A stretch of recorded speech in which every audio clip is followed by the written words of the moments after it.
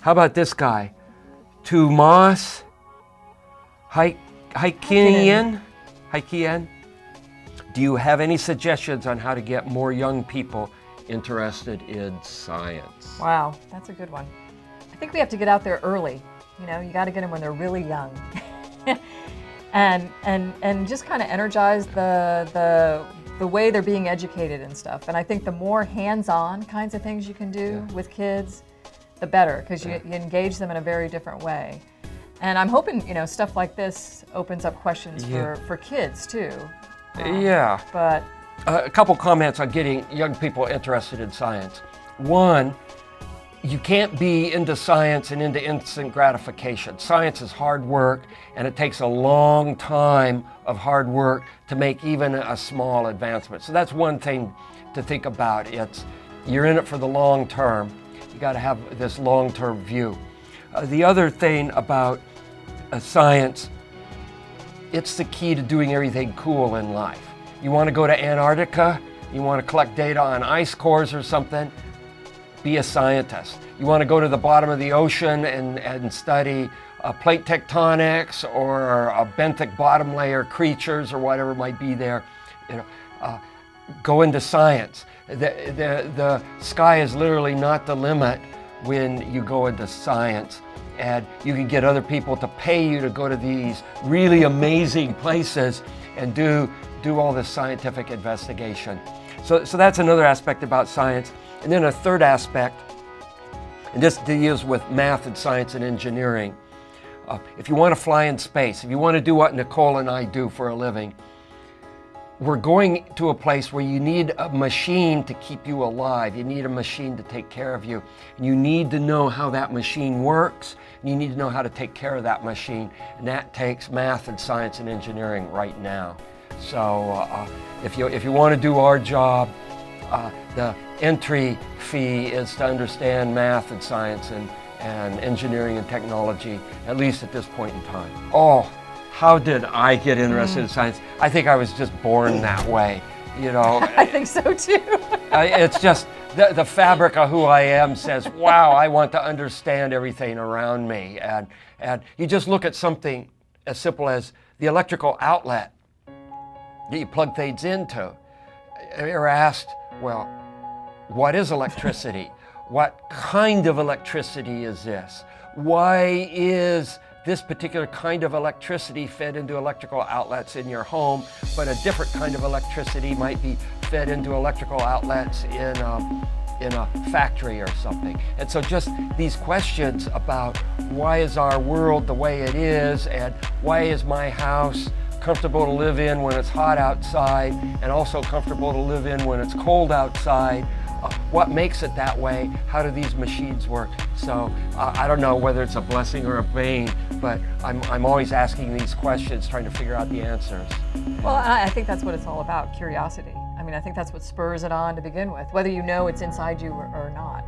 And it's what makes it fun too. And I think for me, it was a much more indirect route. I don't consider myself, born to be a scientist kind of person. It came from following along with my dad, who liked to fly and build things and shared that with me. And so the curiosity became not just, oh, I want to know how to fly airplanes, but how does that airplane fly, and what makes that wing go through the air and lift me off the ground, and then thinking about, okay, if I can fly in the air, why wouldn't I want to know how to fly in space? And then it turns right around to, okay, you got to have electricity to do that, and all of these other things. Interesting. So understanding all these things is not only fun, involves some hard work to figure this stuff out, and it opens up everything to you. Yeah. It's why are we here even, I think is part of what science is all about. It's a challenge to us to discover those things. Yeah, it's the key to doing everything cool. Yeah.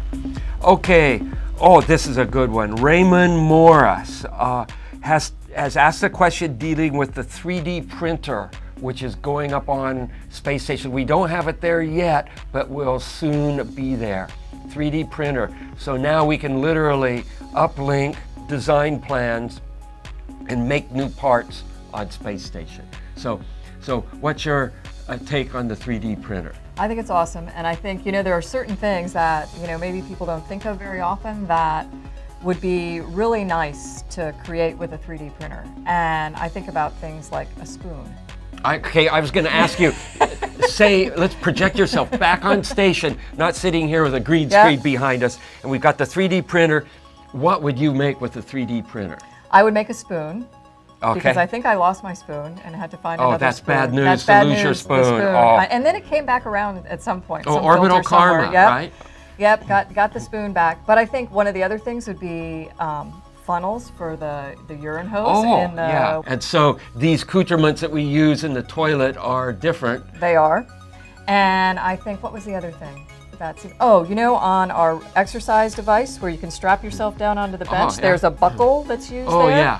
And every now and then that buckle gets broken and we're having to wait from the ground to get another you could buckle. print a new buckle. You could print a new buckle for that. Wow. So probably not the fanciest stuff, but those are the things I think I would. Okay, let's do a cleef hanger. That's a good one. What is that? Which items are on the ISS that someone wouldn't expect?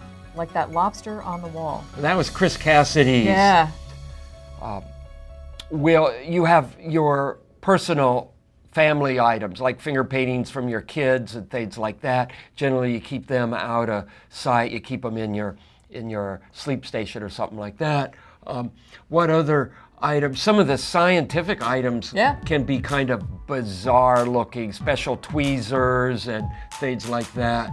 Combustion chambers. Combustion chambers that look like bank really vaults. Cool, yeah. Right? That one, the CIRAC looks like you're opening a bank vault when you get inside of this combustion chamber. And you know, I think that's a really good point because, you know, most of the time when you're looking into a view of the space station, you see these white panels and you see cables and computers on what looks like the walls and the ceiling and the floor and stuff, while there's really no up or down. But there's really cool stuff behind all those panels. And, you know, the combustion chamber being one of them, the equipment that helps clean our air, you know, there's all kinds of the workings to the urine processing assembly and the water assembly and all of that stuff that's churning and doing really cool stuff that just looks like a big white panel when you look at station. There's neat stuff going on. Yeah, there's neat stuff behind those panels. And then you might have a couple musical instruments hidden behind the panel somewhere too. That quite a few, members really. have been known to play. Yeah. Let's see if we can remember all the different musical instruments. There's been a trumpet. Yes. A keyboard. Yes. Several guitars. Flutes. Oh, you know what? Maraca kind of things. I think I saw Shannon with one of those. Okay. Oh, and then I flew a didgeridoo. You did. And then I made a didgeridoo from a vacuum cleaner hose. And some of those things are still, stay up there too. Yeah, a lot of these instruments just stay there. Yeah. This wraps up ISS Mailbag.